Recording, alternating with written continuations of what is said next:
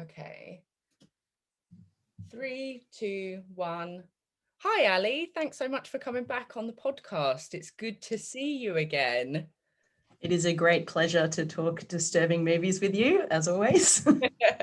There's not we, as we discussed on the last episode we did together, we're big fans of disturbing movies, so you're always on my go-to of who's not going to be weirded out by some of these.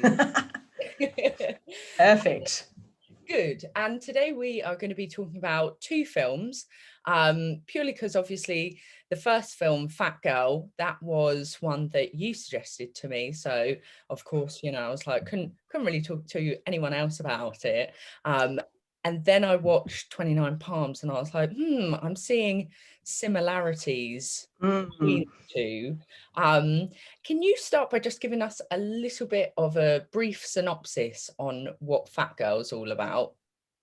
Sure thing. Okay, so it is about two teenage sisters who are on a vacation at a seaside town in France. Anaïs is 13 years old. She's overweight, and her older sister Eleanor is only 15. She's much slimmer and more classically beautiful. I'm telling you that because it's kind of important, and that's why it's called Fat Girl. It's all about Anaïs. So though she's younger, Anaïs is actually a lot more worldly and wise than Eleanor, the older sister, who's a bit naive about how the world works. So it's interesting to see Anaïs being more kind of cynical and self-aware, whereas Eleanor's kind of a bit ditzy. In the first scene, they're walking through the woods by their villa, discussing what virginity means, and Eleanor kind of launches a virginity wager, kind of like, let's see who can pick up a boy first. So it's kind of weirdly begins like American Pie, but it's the most anti-American Pie movie ever. But yeah, in terms of that worldliness, you see Anaïs is very much of the mind that your first time isn't going to mean anything, and so you shouldn't like overthink it. Whereas Eleanor's like, what would you know? And I think it's virginity is what counts, and it should be with someone you love. So there's already this contrast between the two. In the next scene, they rock up at a cafe and meet a much older, very handsome Italian law student called Fernando. So I'd say I don't know exactly, but I feel like there's at least 10 years between Fernando and Eleanor, who almost immediately start making out. So she's already won the pick up a boy wager. But yeah, huge age gap. So that's a bit of a problem. So that night, Fernando sneaks into their bedroom. So the girls share this bedroom at the seaside villa, and the pair start getting romantic. Fernando is pressuring Eleanor pretty heavily to have sex with him, but she's reluctant. And so this scene actually takes up, I think it's almost a third of the film, of seeing the guy just, he won't let up. So after much cajoling and manipulation, he manages to persuade Eleanor to have anal sex, telling her it would both be a proof of her love for him, but also still allow her to retain her virginity. Anaïs is pretending to be asleep all the while, but she's actually watching.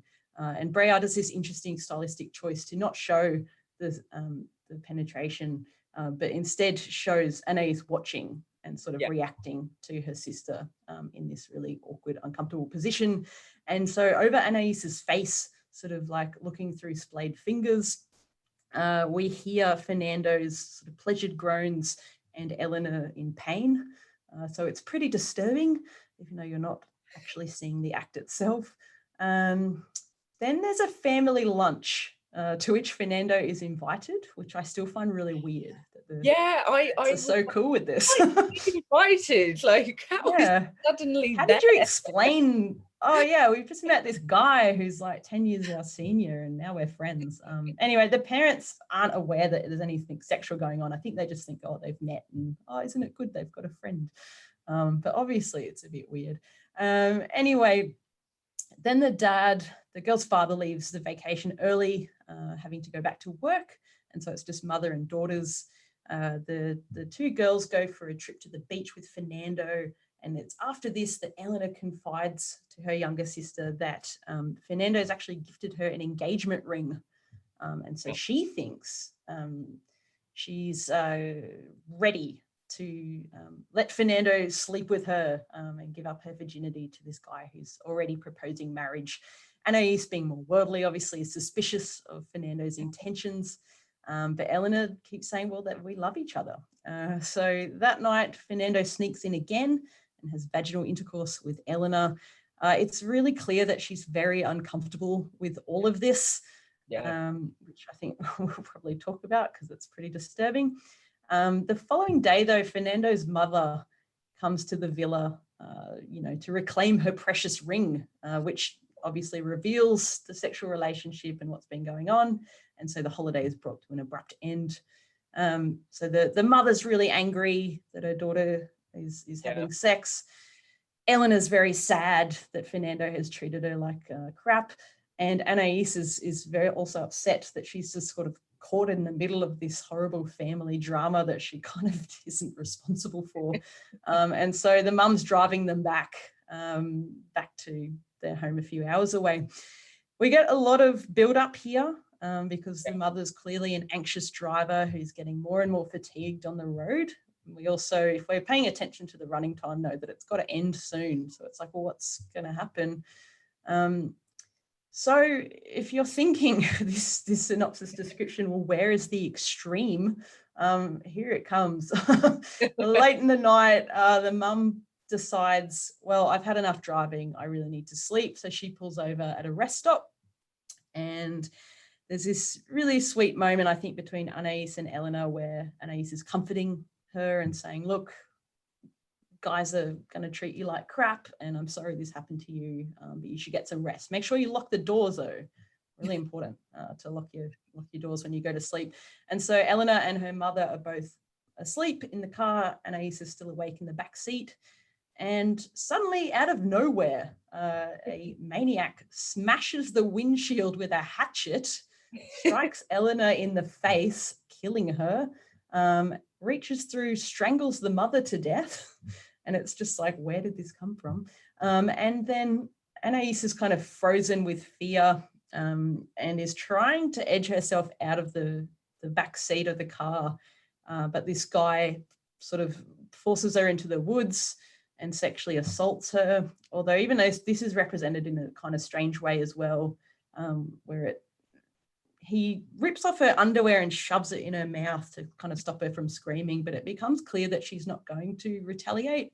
She actually takes the panties out of her mouth and sort of just holds him, which, anyway, I guess we'll talk about that. Anyway, then the film kind of ends the next day. Early in the morning, we see police officers who've discovered the scene and they're bagging up evidence. So you see the dead bodies of Eleanor and the mother.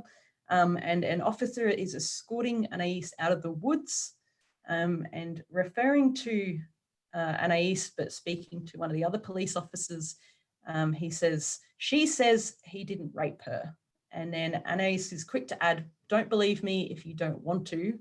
And then we get this freeze frame of her face in this sort of, it's hard to read expression of what exactly emotion she's feeling. And we hold on that for a while and then it's like, bam, roll credits, we're done here. It's like, what the heck just happened? It just happened. Almost a feature-length coming-of-age drama and then bang, and you're kind of left with that violence and going, I don't know. Yeah, Well, that was, I mean, you suggested it to me, so I was like, okay, I got to watch this. And I think sorry right. Sorry to put you through that.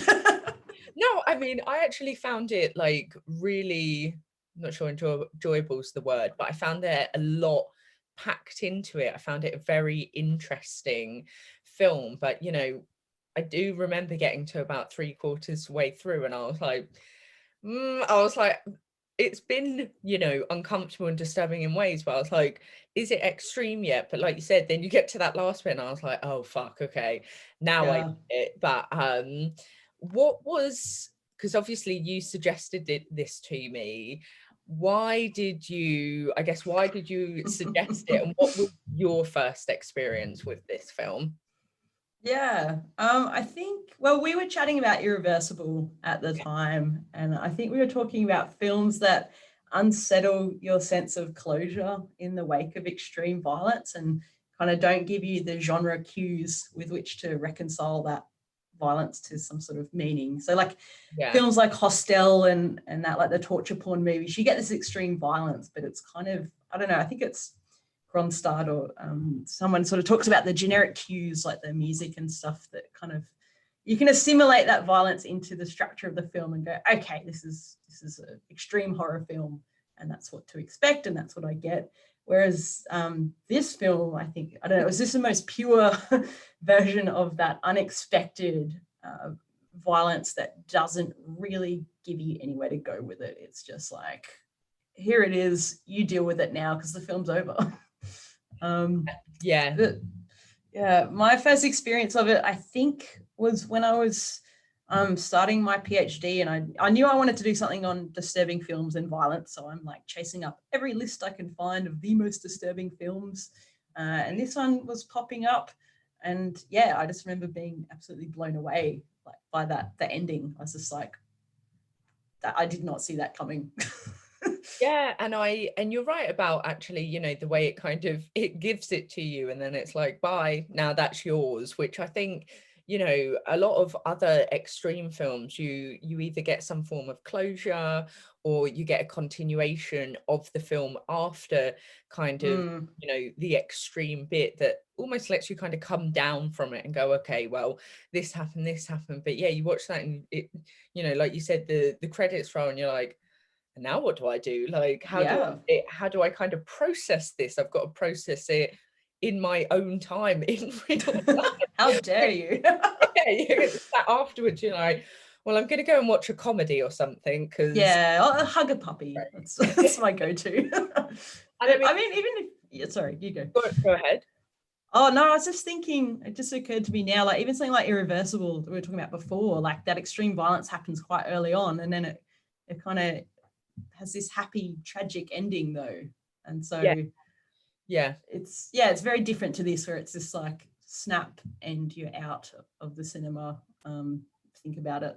Well, it's quite an interesting choice, I think, to make in a film because it's not the typical style of most films. Yes, okay, towards the end you usually get kind of your big finale, but it is not the very last thing you see. It's probably three quarters in, and then you've got kind of the bit afterwards. Mm-hmm.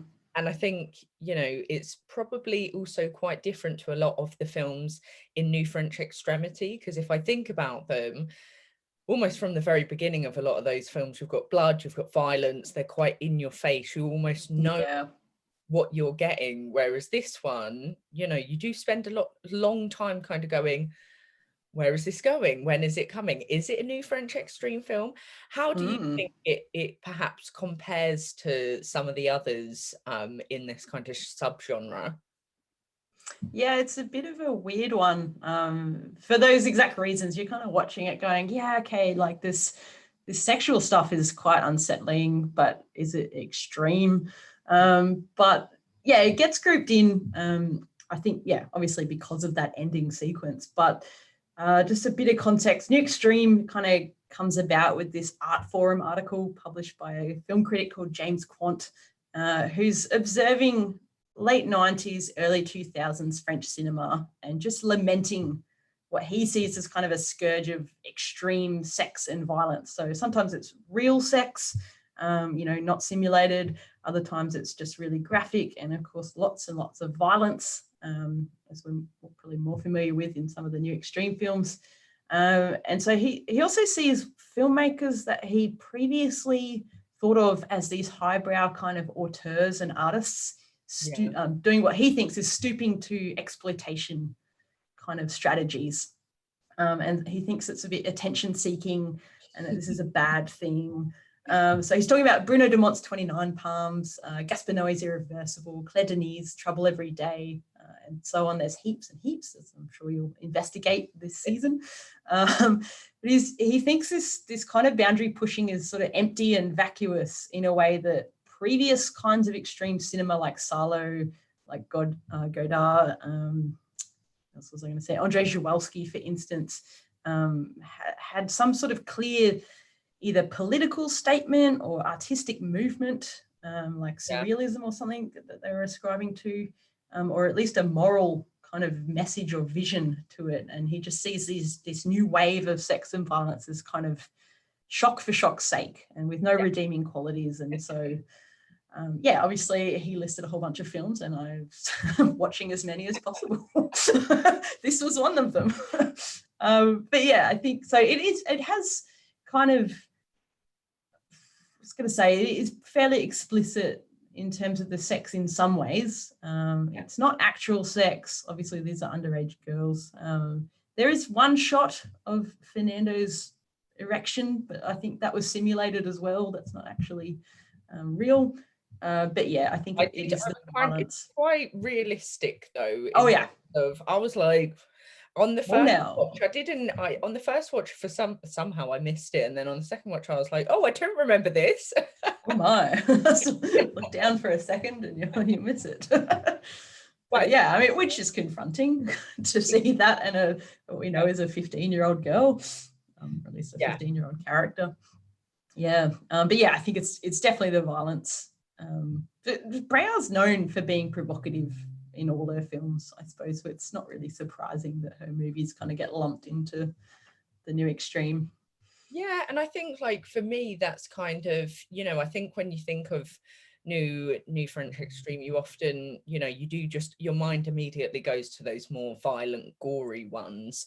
Obviously they are kind of more extreme, but I think, something that I've noticed through watching a lot of these is perhaps they're not extreme in your typical sense of, but they all kind of combat and look at like really taboo subjects, which is exactly what Fat Girl does, because obviously, as you mentioned, it's all about them losing their virginity. They're very young girls. It's very, I mean, the way Fernando is towards Eleanor is like, it's so gross. Yeah, I think in my notes I sent to you just saying Fernando, I hate him in capital letters, because I was like, oh, and the worst thing is he reminded me a lot of many boys that I met when I was, very, very young. I think at 14, I told my parents I was going to start dating this 19-year-old, and they were like, absolutely not. That's completely wrong. And I was like, but I love him. And they were like, no, trust us. Love there. But obviously when you're that age, you are, quite blind to it. And an older boy, you're going, oh, well, an older boy likes me. And we see, I think that for me was one of the most interesting things about Fat Girl is, yes, that scene in the bedroom lasts so long, but the way that Fernando spends so long breaking her down, with his tactics it's so fucked up. Like, I would say that's more fucked up than some of the films where someone gets their foot sawn off. Yeah, right? Definitely. Yeah, one of these happens often to young girls negotiating kind of sexual experiences and in ways that they're not comfortable with. And the other one is, I imagine, pretty fantastic. And I don't know any people that have had their foot sawn off, thankfully. But it's kind of easier to put that away and say, well, that's a horror film. Whereas this is like, so many people you talk to, you're like, oh, I've been in an uncomfortable situation, like where it wasn't fully consenting, or I wasn't sure if I was ready, etc. And it's just, it's a different kind of disturbing. Yeah, I think to me, it's a bit more of a kind of like realistic representation of things that happen in our everyday lives, that we kind of go, oh, that was fine. And then you look back on it and you go, no, that was really not an okay thing to happen. But I think, as society, we're so quick as well to kind of just brush it aside and say, everything's fine. And I think in here there's some fantastic kind of poignant quotes, and I think, you know, the film is really quite representative of society and sexuality and all of those things. One Mhm. quote in here that I love is, "How can you disgust me and attract me at the same time?" Which I was Mm. like, I feel like that just really kind of sums up how we often sometimes see things. I don't know whether you'd agree with that at all. Yeah. So this moment, is this when, I think it's when Anais is swimming in the pool and play Yeah. acting. Yeah, so she's swimming back and forth in the pool and kind of play acting, having multiple lovers. I think one of them is the ladder to the swimming pool, and the other one is maybe the post to the diving board. And she's kind of swimming back, being like, I know it. We're married, but I know I'm married to someone else, but you're my one true love. And yeah, it's really adorable It is, and yeah. weird, but it's kind of cute. Yeah, and so yeah, she says, "How can you just discuss me and attract me at the same time?" I think it speaks a lot to, well, it's an exploration of female sexuality, which is sort of, girls are so enculturated about what sex means, like in ways that I don't think boys are. And so what Breya does so well in her films is kind of looks at the link between female sexuality and shame. Um, and if you think about the way that virginity is kind of built into our culture as this concept that gets imposed on you, as it's, it's something that's precious and it must be protected, and you have to, sexuality is something that is a male thing, and you have to keep that at bay until you're ready to get married, which sounds kind of old fashioned, but I was thinking about it after rewatching this film, and it was only a few years ago, our Prime Minister in Australia, not the current one, but a former Prime Minister, was talking publicly, I don't know why, about how he would tell his daughters, what he would say to them about virginity. It was really gross. And he said something like, "Oh, I'd tell them it's the most precious gift, the greatest gift that you could give to someone. And so you shouldn't give it lightly." And I'm just like, no one says this to Wow. guys. No one says No, this. Like, for men, yeah, like I'm sure how Fernando's mother didn't say a thing to him about I losing. don't think so. I don't think so. And it's just so, of course, it's built up so much that when young women do, experience sexual attraction and stuff, you kind of feel bad about it, because it's like, well, Yeah, this is something that's precious and sacred, or, why am I feeling like this? Whereas, and you get this in the film as well, the yeah, double standard, where Fernando's bragging to Eleanor about all the girls he slept with and how he gets a real thrill about dumping them. Whereas, she's obviously like, well, you're gonna you're gonna marry me, right? Like, this is a thing. You yeah. love me. Like, I need to know that before anything happens. Because yeah, I think it's linked to this idea of purity, and which is imposed on young women, and it's kind of this mythical idea of what sexuality means that is just passed down, and we're still trying to kind of be more realistic about.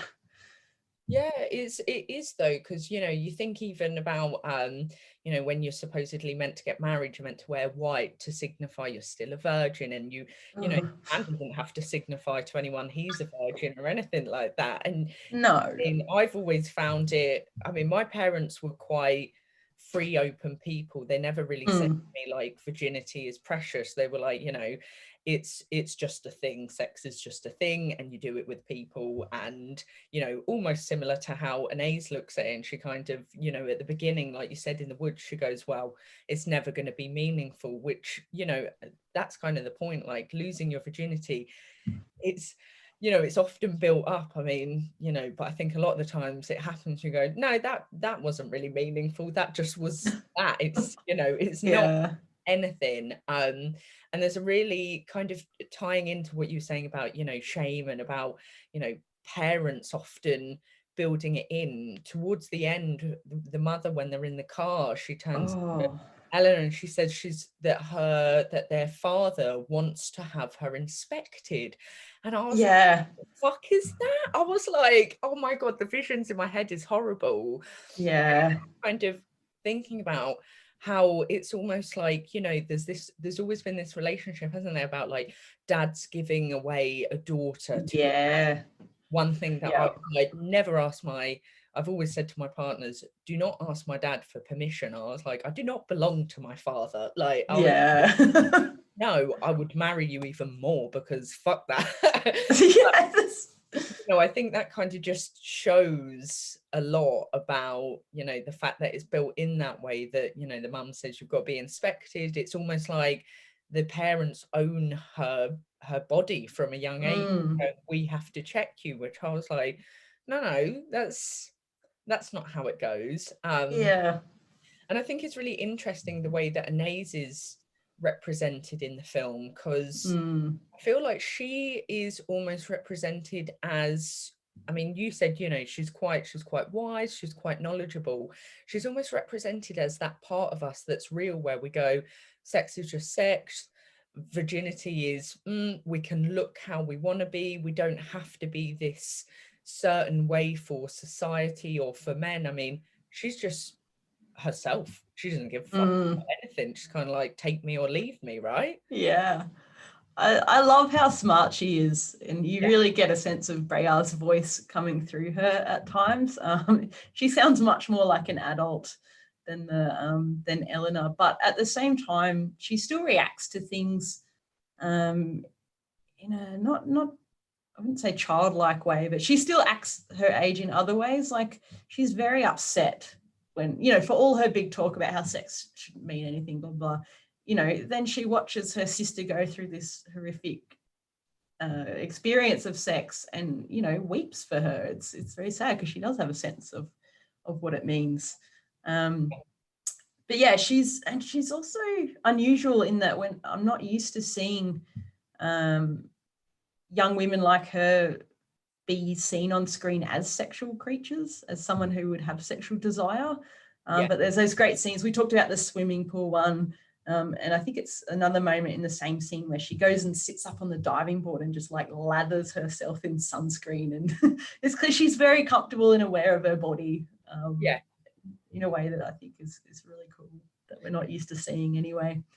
Yeah, I mean, that was one of the things I really loved about this film, is, you know, that the fact that she's obviously not what would be considered conventionally beautiful, Mm, whereas her sister is, you know, slim, tall, mm, long hair, whereas Anais is obviously, she doesn't look like that. But yeah. she is so comfortable in her own skin. And Mm, I don't know whether it was just me that thought this, but from the very beginning, even from the cafe when they first meet Fernando, it seemed to me like Fernando was actually attracted to Anais, because when he says kind of sit down, he's almost mm. directing it at Anais, and then, you know, Eleanor's like, no, you sit around there, I'll sit next to you. Ah, yeah. The pool, just before she slathers herself with that, Mm, he's all of the people around the pool kind of laying down, he actually kind of sits up, and you see him look across at something, and then we kind of see Anais slathering mm, with like a sexual gaze, and I was like, perhaps there is a thing that's very understated, but, you know, because we just presume that Fernando wants to go with Eleanor because she's the pretty one, yeah. right? Yeah. But yeah, so I thought that was quite interesting. But yeah, I love Anais as a character. She's Oh, just so like, great. So cool.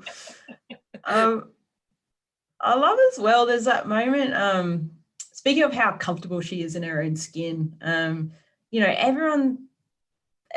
Eleanor calls her a fat slob and it's really horrible. And then, you know, it's like everyone's there's willing to point out how she's overweight. But then you get this moment where she examines her own body in the mirror and like lifts her nightdress up. It's a private moment, no one else is there. And she doesn't say slob or I hate my body or something. She doesn't like pick up on the shame that everyone's trying to put on her. She calls herself a slut. Just, that's so good.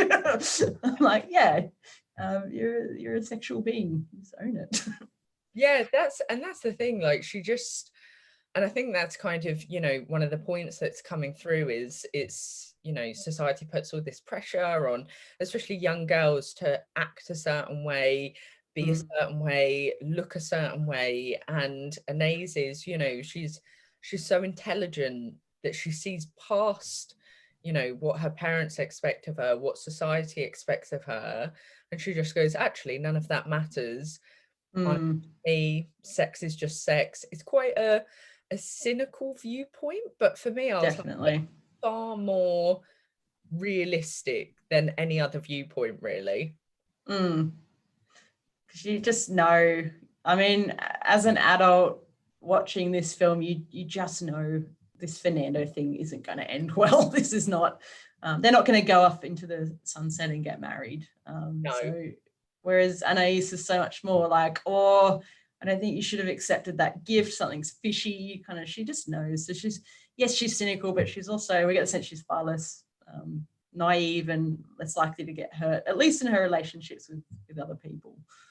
Yeah, and you know, she absolutely is kind of not gonna, you know, she's probably not gonna make those mistakes. And also because she sees, you know, Eleanor go through these, I mean, horrible scenarios with Fernando. Like you said, you know, there's the anal sex and then there's the vaginal sex, which are both, you know, in my opinion, probably borderline rape, because she has said no a million times and he kind of convinces her. And then I want to talk a little bit about the end scene, because obviously, like you said, you know, the majority of the film is built up around this bedroom scene, which in its own right is very disturbing and difficult to watch. But then we come to, you know, towards the end and we see the mum, like you said, she's driving, she gets more tired, and they kind of have this stop, and then bam, we've got the, you know, the violence kind of explodes out of nowhere. um what do you kind of think that this represents? Because it's quite an odd way to just put it in there and then go, and that's that, goodbye. Yeah, a few things. Interesting when critics reacted to this film, because they were watching this really well observed coming of age drama that's kind of realistic and what great characters, etc. And then all of a sudden, someone just strikes the windshield, and I don't know. Critics got really upset by this, sort of thinking, well, it doesn't feel like it belongs here. It's kind of this tacked on last 5 minutes that ruins everything. Um, which I don't think that, I think it's fair in some ways, and it is definitely unexpected, but I think it wasn't what critics suggested, which was either that Breillat didn't know how to end the film, so it just goes on this violent tangent. Other critics suggested that it's almost like she's made all these films where she's very provocative sexually and very provocative in other ways, and it's almost like she's got to the end of her movie and said, oh, I forgot to be provocative, better smash the windshield and kill everyone. I'm like, that's not fair. I think what it does and what is so brilliant about this movie is its observation of what happens to Anais in the woods anyway, is something that you would clearly point at and say, that's rape. You know, it's this age-old kind of narrative, kind of fear that is instilled in us, that, you know, rape is a dark, scary alleyway or a stranger that pops out of nowhere and attacks you violently. And it's contrast with Eleanor's whole experience, which, as you said, is kind of where consent's really fraught, but we kind of feel it's like, oh, it's far more complicated and murky, because she is attracted to him and has expressed desire and they know each other. And at the same time, none of what happens in that bedroom is okay. But I feel like it challenges people.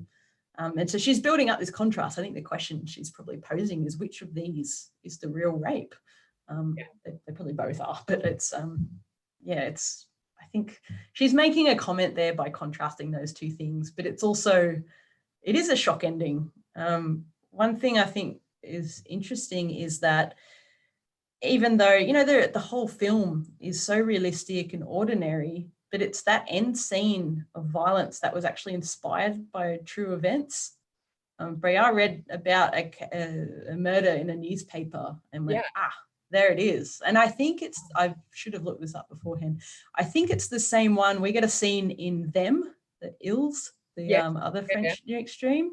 There's a scene on the road that is kind of inspired by that same case, a murder on a roadside.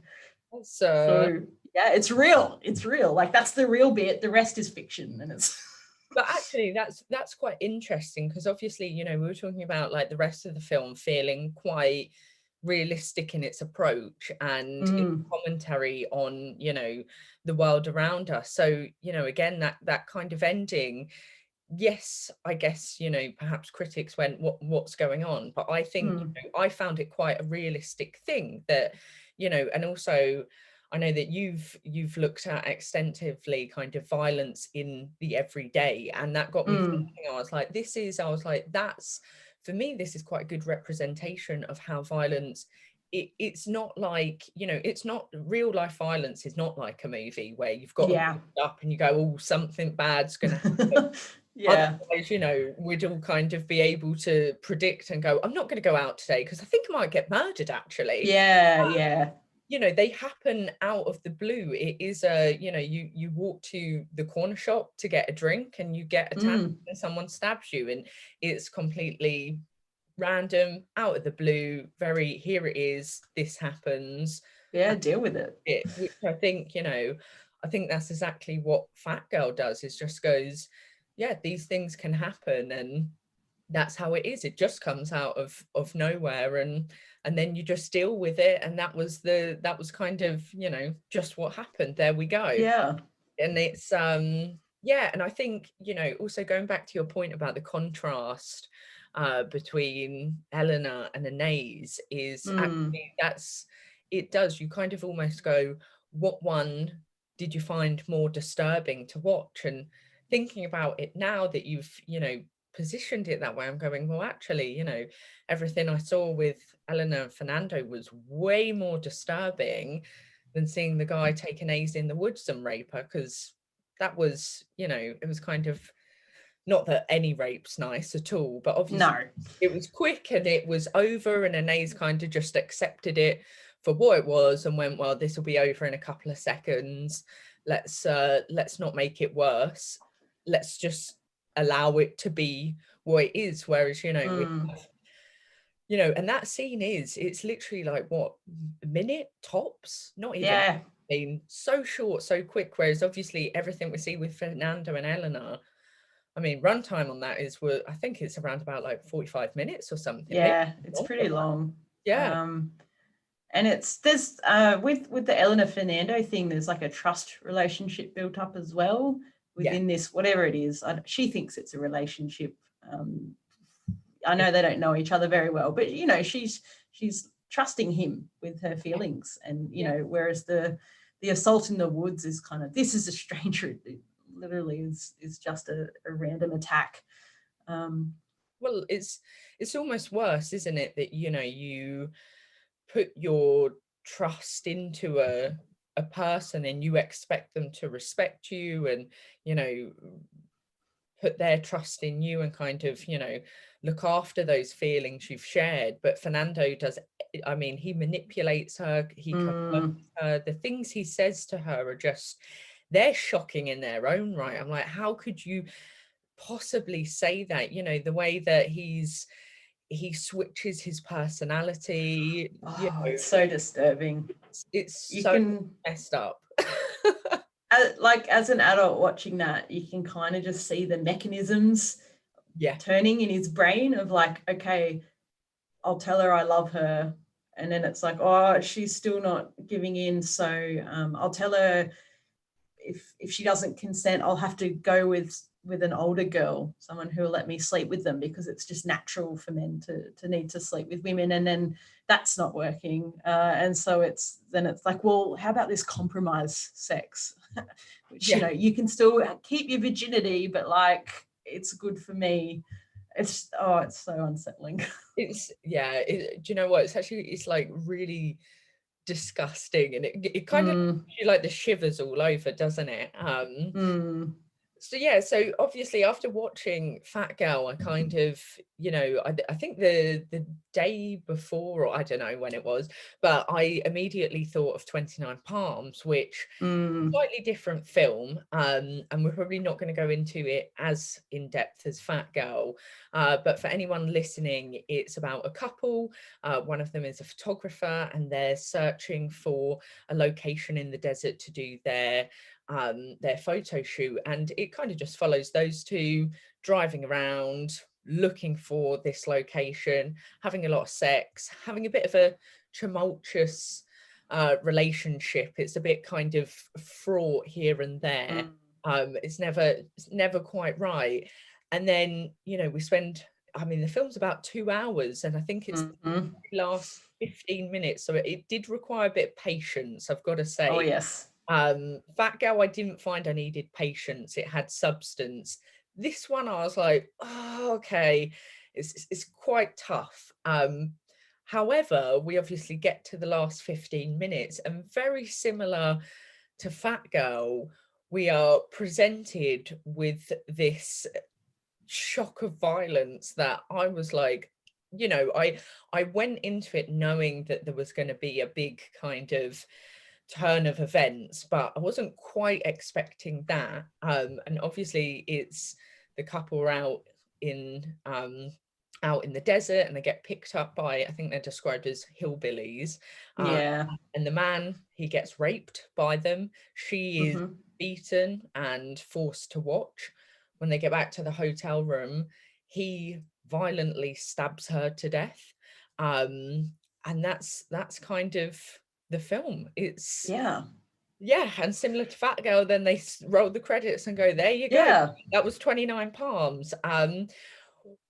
When did you first see this film, and what are your thoughts on this Oh one? God. It would have been around the same time because I ended up grouping those two films together in my book because Yeah. I thought there's a structural affinity here, and I was also reading the reviews, and almost identical critics responded is like, what the hell happened in the last 15 minutes of this film? Like, you've made a mistake, or it's like you don't know how to make a film anymore, or you're exact same responses. It's like you forgot that you were a provocative person, and so you better tack on this like rape and murder. People just couldn't reconcile it with the rest of what they'd seen, which is extraordinarily slow and banal and repetitive. You're right, it is longer, it is definitely slower. The thing that I find challenging about 29 Palms is the characters aren't likable at all. Like, I'm invested in what happens to Eleanor and Ace, but like, oh, David and Katia in 29 Palms are just toxic, horrible people, just fighting and having sex on repeat. It's just this repetitive, banal, horrific thing, and then you get this sudden shift towards violence. Um, but yeah, it does have that structural link to it. Um, I'm not sure what the question was now. I'm just reflecting on the links, but yeah, I think I would have seen it pretty close to Fat Girl. Yeah, it's a strange film, and like you said, I didn't really like the characters either. So, whereas in Fat Girl, I was upset when they went through the scenarios they went through. When this happened, I was like, well, I was like, they're kind of shitty people, and shitty things happen to shitty people, right? Yes. Not that I'm condoning, the whatever No. happens to them, but I just thought it was really interesting that, that structure of it, that, and then it kind of took me back again to the reality of, these things do happen to anyone at any Mm, point in your life, and you can just be kind of going along having an all right time, and then all of a sudden you get picked up by hillbillies and raped, and you kind of go, oh mm, right, okay, so this is, I must say, what I did, I'm not going to say like, because I don't think I mm, liked it, but what I thought was interesting was mm. Demont chose for David to be raped rather than Katya, Yeah. which is an interesting choice because, I mean, we spoke about Irreversible and Yeah. a few kind of films, and unfortunately, it's always the girl to get raped. Mm. I think there's definitely some parallels to Deliverance, with the hillbillies attacking the male characters. Spoiler alert, you've had since the 70s to watch Deliverance, so which is too bad. Yeah, it is an interesting choice though, because you see them ram their car off the dirt track or whatever, and you're expecting it's Katia who's going to get attacked, and then and they strip her, but then they just she's just held to watch while this they beat him very brutally with a baseball bat in the face, sort of deforming his entire face, and then rape him in a very animalistic kind of way. It's pretty confronting, but it is different. I think as well, the film is very cold in comparison to Fat Girl. It's like, we talked about the characters kind of being unlikable, but I get the sense that 29 Palms really goes out of its way to alienate you and hold you at a distance from these characters, whereas Fat Girl kind of brings you in, and it's a lot more warm, and you can sort of bond with them. And I think it's a deliberate choice on Dumont's part. I don't think he's, doesn't know how to tell a story or make you like someone. I think it's very deliberate. But yeah, that's the other key difference I'd put between the films. Yeah, it definitely is a very cold film. I think that's probably why it's quite I'd say it's quite a tough watch to get through, purely because obviously it's, I would say it's quite boring for a lot of it. It's quite tedious.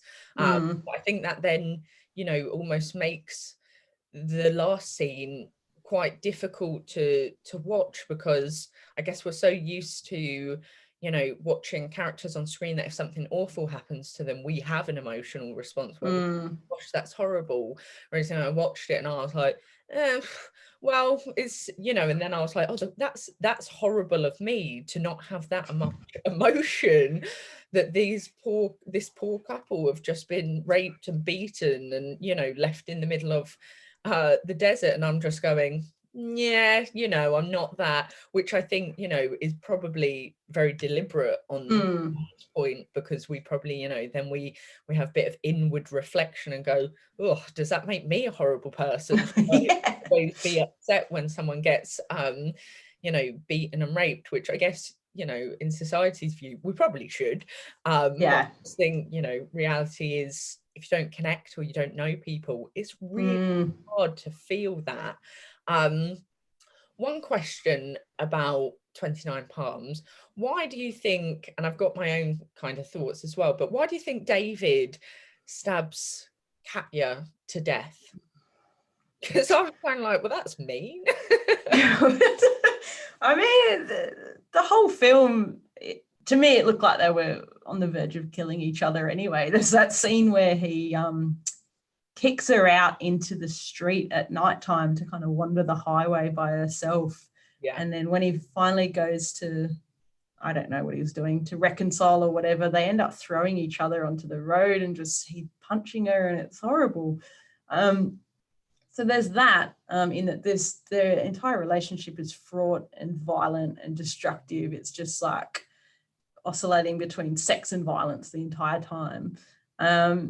But then, I don't know, there's also that kind of sense he refuses to seek police assistance. So I don't know. She's like, yeah, we should go to the cops. We have to tell them something happened. He's like, no, and then locks himself in the bathroom, cuts all his hair off, sort of transforms himself. He's already got this face that's unrecognizable, and then he cuts all his hair off. So I don't know if it's this kind of just release of violence that's been pent up the entire film, or if it's kind of, I don't know, is it a protection of the truth? This can't get out. What happened to me? I don't know. When you see male sexual assault in films, again, it's so bound up with shame. Talking about Deliverance and Pulp Fiction, and kind of this, no one can speak about this thing that has happened. It must remain a secret. And there's kind of always this male bonding moment about not spilling the beans. So I don't know if it was that to kind of, I don't have the answer, but I had a few thoughts about it. What was your interpretation? Yeah, no, quite similar to yours. I kind of thought it went a bit, I think throughout the film he sees himself as quite a bit of a, man's man, quite manly, way that he, is towards Katya. He's always quite aggressive and forceful, and the way he speaks to her is always quite derogatory, and I think perhaps it's looking a bit at kind of toxic masculinity, and the fact that as a male, I guess to a man, maybe being raped by another man is it's probably one of the worst and most demeaning things that can happen. And I think he just does not want anyone to know what's happened to him. And obviously Katya, even though I'm sure she wouldn't go around kind of going, oh, by the way, did you know what happened to David? Because for her it was also a really horrific ordeal to see that happen to someone that she cares about in some way.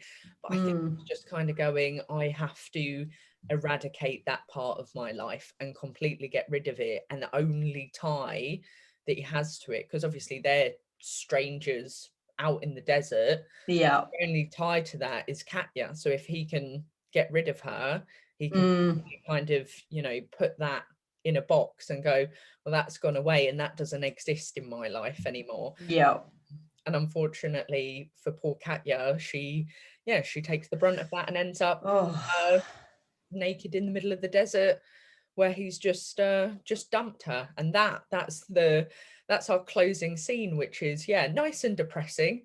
Pretty, a bit different to Fat Girl, because at the end of Fat Girl I didn't necessarily feel depressed. I kind of at least was like, it's a strong, intelligent, young girl. She's gonna find a way to get through what she's been through. Whereas the end of 29 Palms, I was like, right, okay. I was like, oh yeah, that was a movie. That happened to me. So I think it's like I don't like it so much as I appreciate it. Like you were saying, it's interesting. Like, I'm glad it exists, but I wouldn't say I've ever enjoyed watching that film.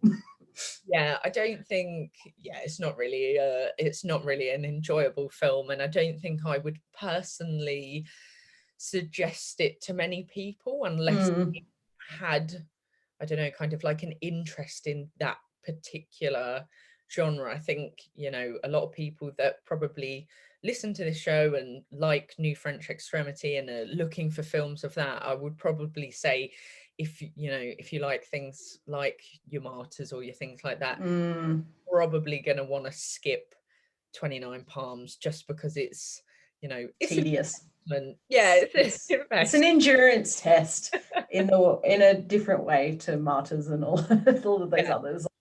They're testing your endurance of how much violence and stuff you can handle, whereas this is like, how much nothing's happening can I handle? Way that I'm just not even remotely attached to these characters. Like, there's a lot of slow European cinema where you kind of feel like you're entering a meditative state, but you're kind of into it, whereas this is just like, I hate these people. I don't care. Make them die. Let's get this over with. So I am I guess I gotta say, I was glad that Dumont did choose to make them die off and have horrible things happen. I'm glad it wasn't I'm glad it didn't end 20 minutes earlier with them both just kind of going, and now we're split up, because I'd be like, did I just do that for real? Where am my 2 hours back? So do you have, because obviously our main film today was Fat Girl, do you have any closing thoughts on the film? And also, would you, I kind of can guess this already, but would you recommend it to listeners? Absolutely.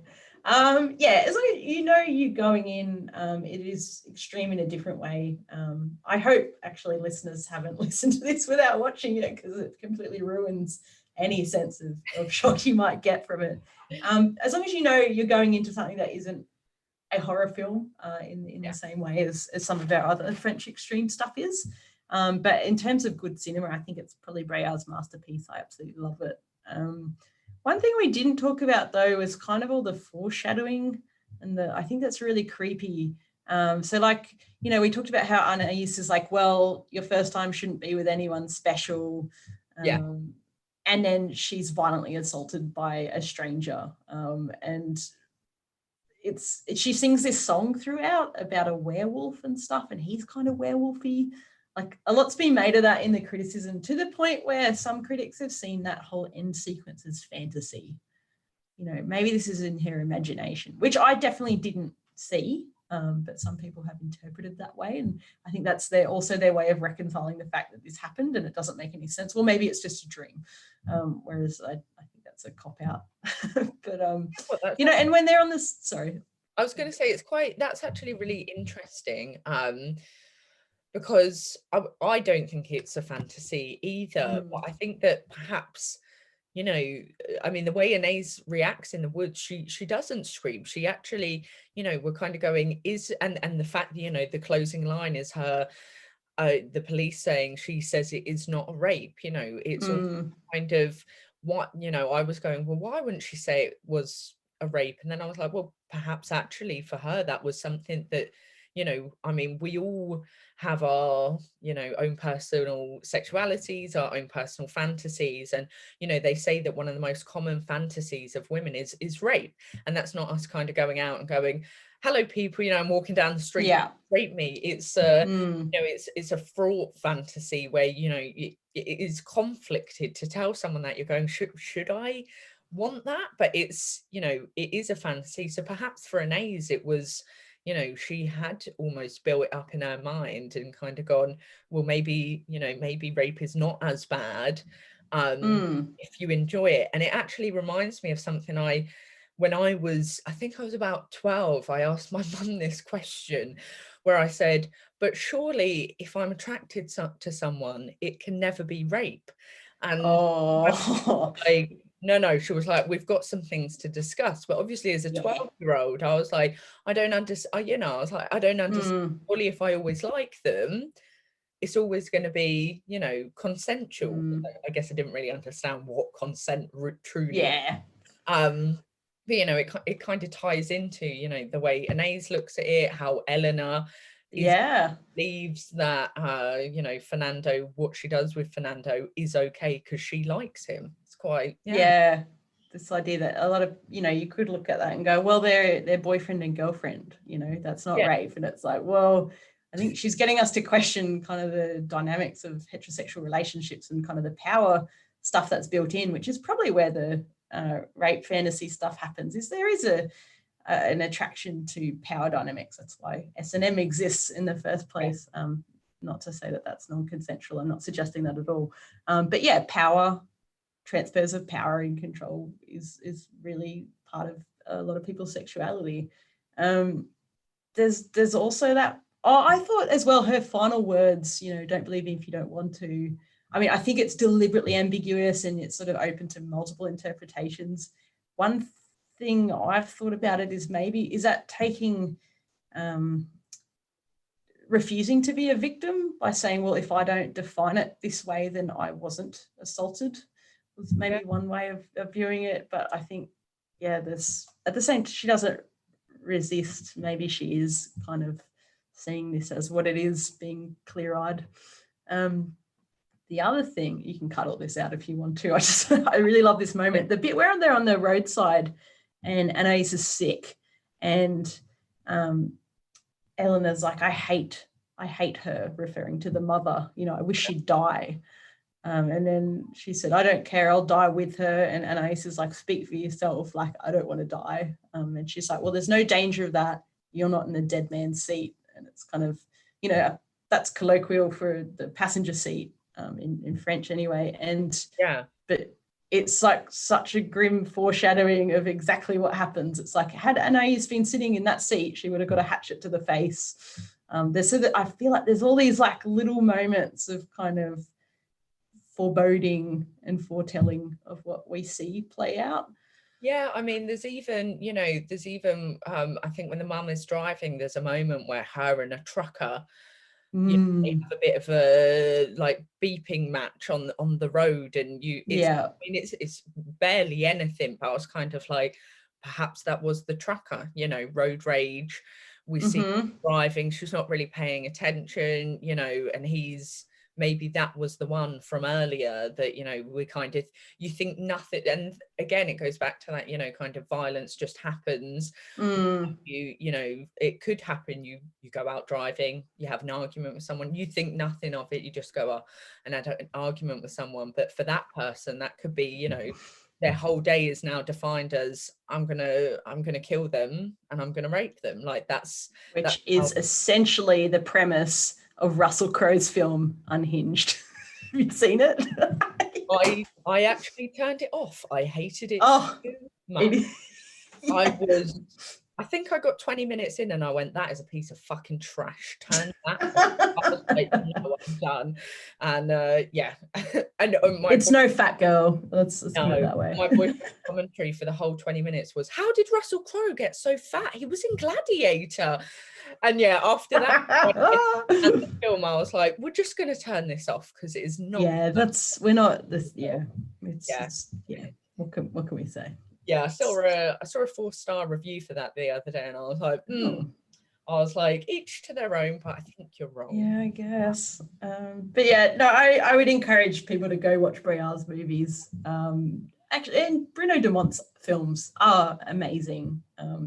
This one is deliberately difficult, but I think some of his other films are less hard to get into. I think they're both great filmmakers. But yeah, they're not going into traditional horror, so as long as you walk in kind of not expecting that, you might enjoy them or appreciate them at the least. Well, thank you so much, Ali, for talking about these two films. It's been I don't think anyone else would have been able to talk about them quite as well as you. Can I ask if you're allowed to share anything with anyone listening? What are you currently working on? And then where can people find you? I can. I have finally submitted the manuscript for my book on Andrzej Żuławski's Possession. So all going well, as long as the publisher doesn't absolutely hate it, it should be out soon. I'm also working on a book on Nicholas Winding Refn. I'm co-writing that with a good friend of mine, Jason Jacobs. So that's in the works. I'm on Twitter. I'm sure you'll put up the actual spelling because it's in French and it's annoying. It's Préféré ne pas. And yeah, come say hi and talk weird movies with me. Awesome. Yeah, I will pop everything in the show notes so everyone can find. And obviously when your book is released, I will make sure that everyone can find out where to buy a copy. So thank you again, Ali, and I will speak to you very soon. Great. Thank you, Zoe. It's been fun.